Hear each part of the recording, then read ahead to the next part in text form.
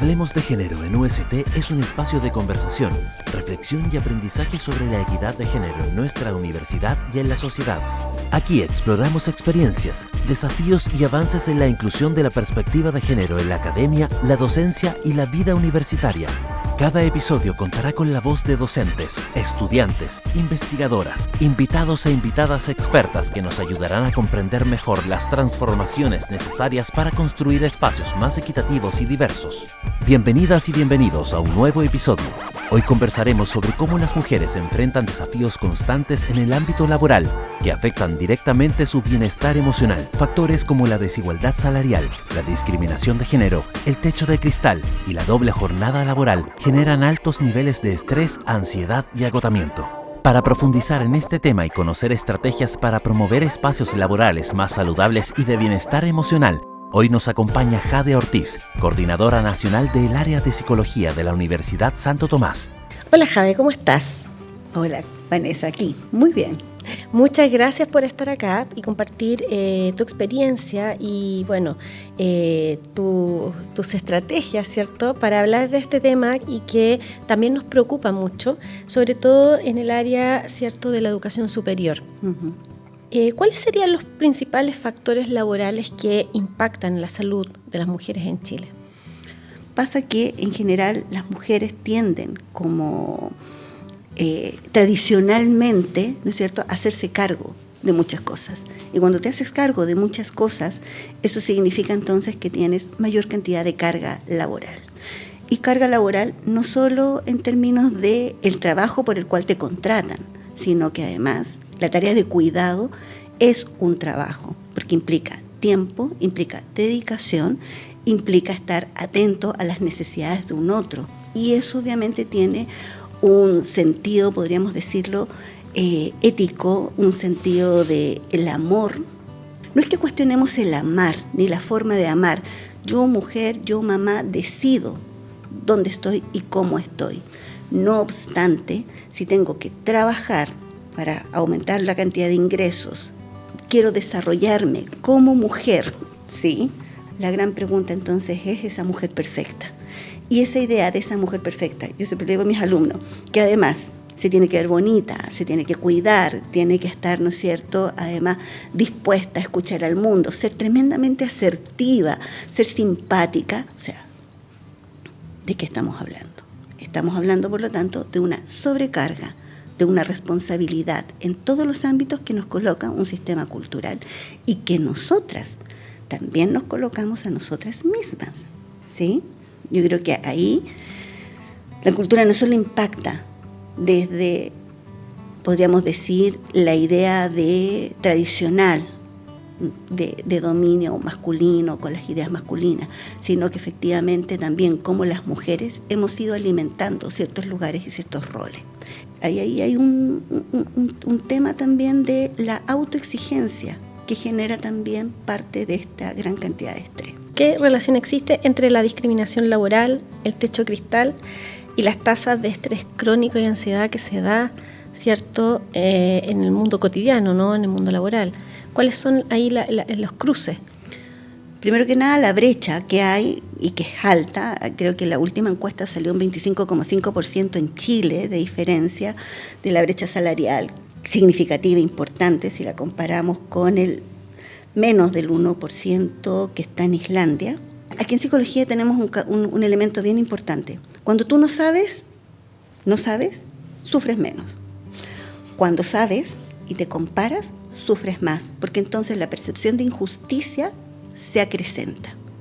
Y hoy día tenemos más información, no obstante, en la medida que yo voy conociendo esa brecha, mi percepción, mi sensación de injusticia y por lo tanto mi nivel de estrés crece más. ¿Por qué crece más?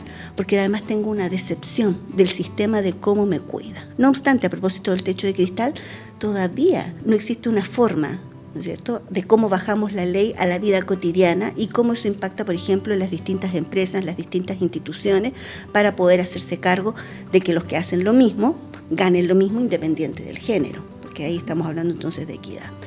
En esta idea de techo de cristal existe también una diferencia, porque los hombres tienden a tener trabajos estables, a diferencia de las mujeres que tienden, ese es otro de los elementos de la brecha, que tienden a tener mayor cantidad de trabajos y de trabajos menor remunerados. Y la otra brecha que tenemos, efectivamente, que las mujeres están estudiando más, están sacando mayor cantidad de posgrado, y eso hace que la brecha crezca. Es interesante como esa paradoja, ¿no es cierto?, respecto de un hombre que estudia más, gana más. En el caso de las mujeres, estudia más y tiene menos lugar donde llegar, porque intelectualmente, en términos de sus grados, los grandes cargos ya están ocupados. Y si bien se pide paridad de género, eso es muy complicado. El estrés también, a su vez, es percibido como mayor. Y entonces entramos justamente en las variables psicológicas más duras. Tu fragilidad respecto de desarrollar depresión, desarrollar trastornos ansiosos, lo que suele ocurrir más en términos de mujeres que son altamente intelectuales, mujeres que alcanzan buenos cargos, desarrollan en general más trastornos de pánico, por ejemplo.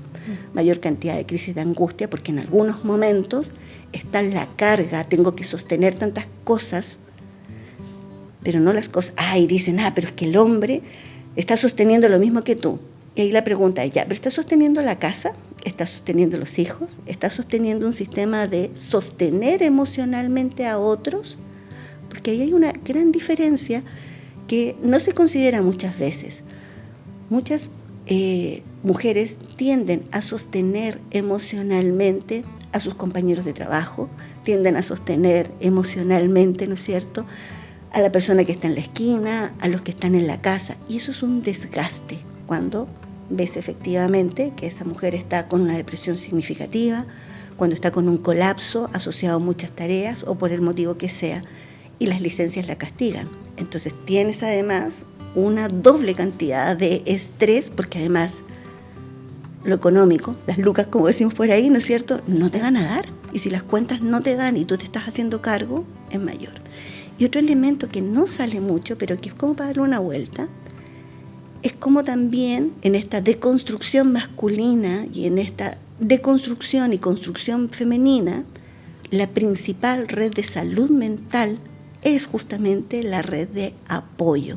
No la red social, ojo, la red de apoyo, donde tú sabes que hay un otro, que con cariño, que con amor, que va a estar presente y atento. Entonces, cuando las deconstrucciones son extremas, dejamos, por lo tanto, de apoyarnos. Respecto a esta discriminación, hay menos académicas en cargos de poder, ¿cierto? Sí. Siendo que hay académicas que sí, por ejemplo, han cursado magíster, han cursado posgrado, ¿cierto? Sin embargo, les cuesta más, ¿cierto? Les cuesta más no solamente para llegar a grados de poder, sino que también, por ejemplo, para publicar, ¿no?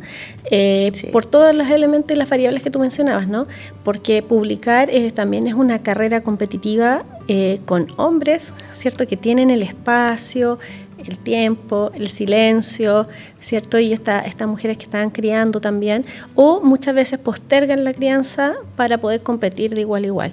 ¿Qué se puede hacer ahí? Porque en realidad sí hay más mujeres que están estudiando más, pero en el fondo, claro, después del doctorado, después del magíster, ¿qué? Las buenas revistas hoy día además están pidiendo que les paguen.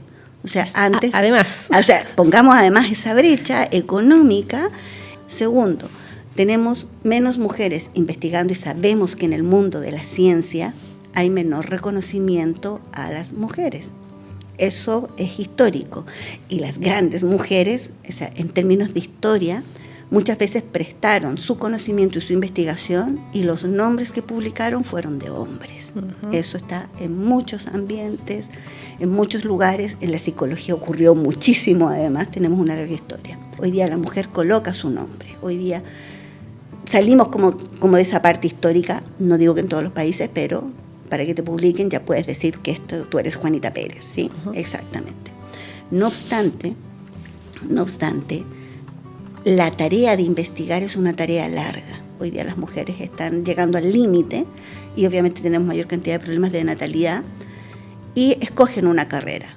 No obstante, el mundo académico, y voy a ser como bien dura, yo diría que no deja entrar mucho en ese sentido a las mujeres, porque piensan distinto, porque la manera en que miran la forma de estudiar los objetos tiene un sesgo también. Ahora hablemos de los y las estudiantes. Santo Tomás tiene un programa de bienestar y salud mental. ¿De qué manera Santo Tomás ayuda, ¿cierto? Apoya, acompaña, ¿cierto? A los estudiantes? El programa nace hace hartos años atrás, parte como con el estallido social que tenemos acá en Chile. Ya en ese momento la Dirección de Asuntos Estudiantiles pide un apoyo en ese momento a la facultad a la cual yo represento, de Ciencias Sociales y de Comunicaciones, y se empieza a armar y a pensar como especialistas, ¿no es cierto?, en cómo aportamos ese programa.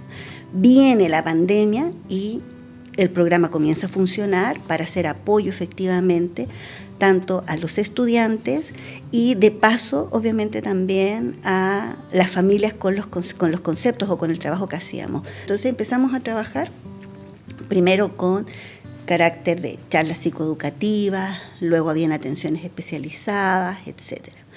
Y así comienza a crecer. ¿De qué cosas nos vamos dando cuenta en el camino? Había que trabajar manejo de estrés, las tríadas clásicas, ansiedad, depresión y estrés. Y eso se sigue manteniendo. Por lo tanto, se empieza a generar programas de prevención. ¿Y eso qué significa? Promoción en salud y entregar estrategias.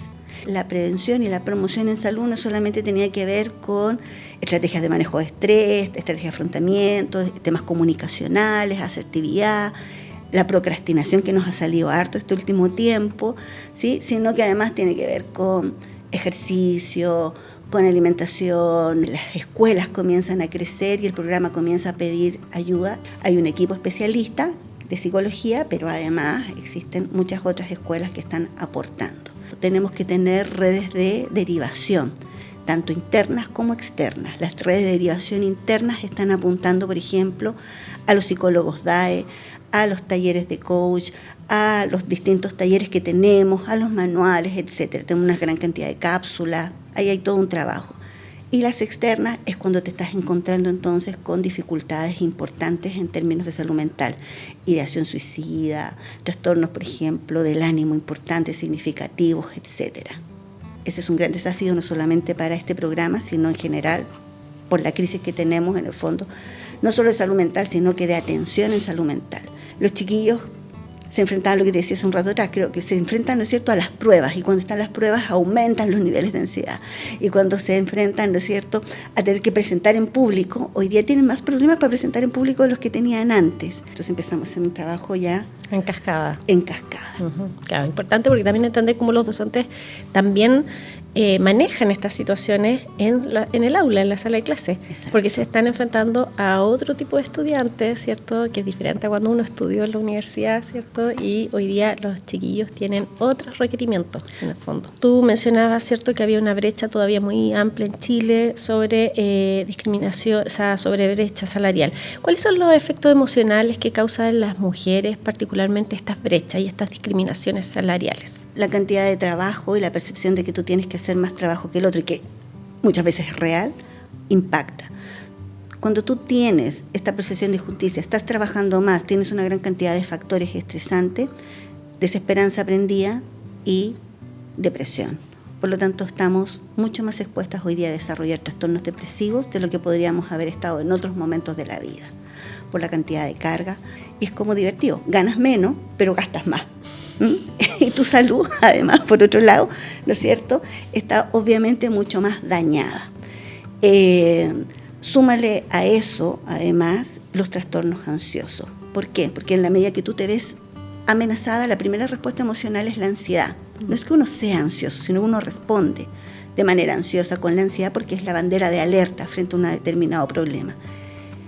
Y si tú estás sintiéndote agotado, cansado, tu bandera de ansiedad, ¿qué hace? Se despierta. Y si se despierta, entonces tienes mayor probabilidad de desarrollar trastornos ansiosos. Muchas mujeres tienen la sensación de ¿para qué voy a trabajar tanto si me pagan menos que Juanito, que tiene este cargo y trabaja menos que yo? Y ese tiene un impacto, no solamente en el ámbito, ¿no es cierto?, personal, sino que además en el ámbito laboral. Afecta, por lo tanto, todo lo que son procesos cognitivos básicos, memoria, atención, retención en términos generales y por lo tanto comienzas a fallar más en tu trabajo.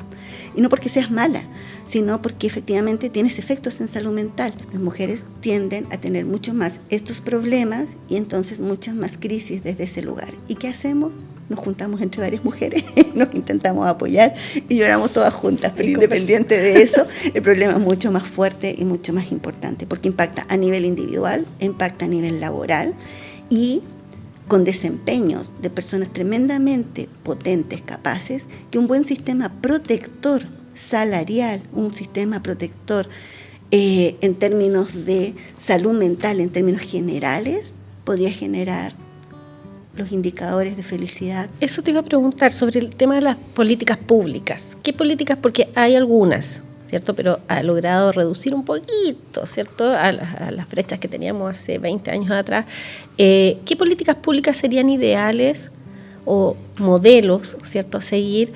Islandia, lo conversábamos un rato atrás, tiene Islandia, Finlandia, Noruega. Ese es el orden. Los que tienen en este instante los menores índices de brecha.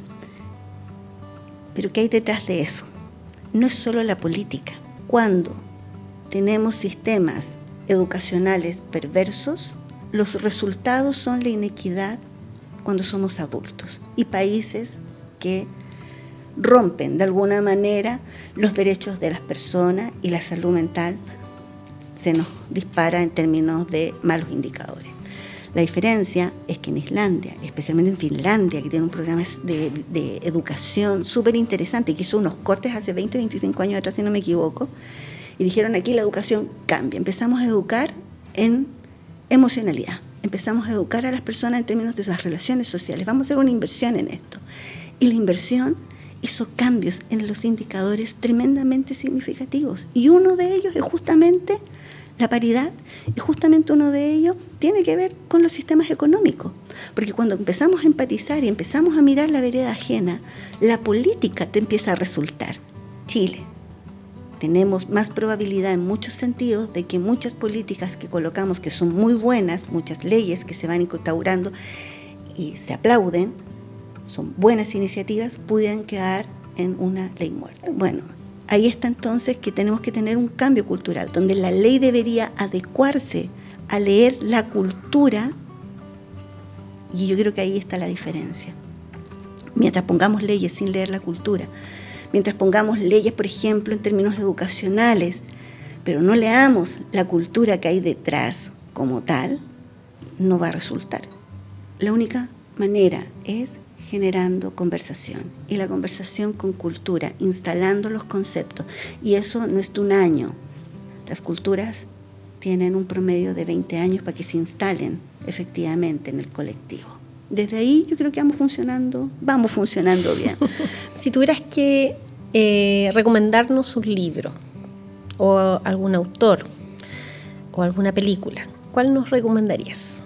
Aquí se me vienen a la cabeza muchas cosas. Para aquellos que les gusta, por ejemplo, saber de neurociencias, ¿sí?, y entender un poco el fenómeno de los comportamientos humanos, etcétera, y que va ayudando en estos temas que estamos conversando, Marian Rojas Estapé, de todas maneras, cómo hacer que te pasen cosas buenas, persona vitamina. Ella, y de hecho va a venir ahora, no me acuerdo exactamente la fecha, pero está aquí presente, la conocen muchos, tiene podcast, tiene muchos videos, y la recomiendo de todas maneras, Marian Rojas Estapé. Si quieren trabajar un poco desde el área del manejo del estrés, aprender a tener herramientas, empieza a informarse sobre mindfulness. Hay muchos libros sobre mindfulness, les recomiendo algunos sumamente prácticos que están por, además, un doctor chileno que yo quiero mucho, Claudio Araya, ¿sí? Así que recomiendo también parte de sus libros que están en esa línea. Si tuviera que recomendar alguna serie, ¿sí?, que está, creo que todavía está en Netflix, que es muy buena, y Duda Razonable, si no me equivoco que se llama, y es justamente un juicio en Inglaterra que están colocando en entredicho si una mujer en un aspecto laboral fue o no fue abusada, porque ellos evalúan, a diferencia de nuestra ley, evalúan la credibilidad del relato, a diferencia de nosotros que necesitamos pruebas de otro tipo. Entonces ella dijo que no en un momento determinado, y entonces comienzan a armar el perfil. Yo creo que ese genera un debate tremendamente interesante. Vea Heartstopper o lea el cómic de Heartstopper, porque es una relación de carácter homosexual, pero que coloca muchos temas en términos de la adolescencia y que nos va haciendo también pensar, ¿sí? Yo creo que hoy día tenemos muchas más oportunidades en términos de eso. Y en términos de manejo de estrés y en términos de manejo de estrategia, voy a decirlo, puede perfectamente mirar nuestras cápsulas y leer nuestros manuales del programa de Bienestar y Salud Mental. Me parece perfecto. Muchas gracias, Jade. Queremos agradecerte profundamente tu participación, los valiosos consejos y bueno, toda la conversación que tuvimos hoy día en este podcast que se llama Hablemos de Género en la UST. Muchas gracias. Gracias a ti, encantadísima. En este capítulo exploramos cómo las desigualdades de género en el ámbito laboral impactan profundamente en la salud mental de las mujeres y el bienestar emocional de las trabajadoras y estudiantes. Si te gustó este episodio, compártelo y síguenos en nuestras plataformas. Nos encontramos en el próximo episodio para seguir dialogando sobre estos temas. Gracias a ustedes por escucharnos y ser parte de estos cambios. No olviden suscribirse a nuestro podcast Hablemos de Género en UST.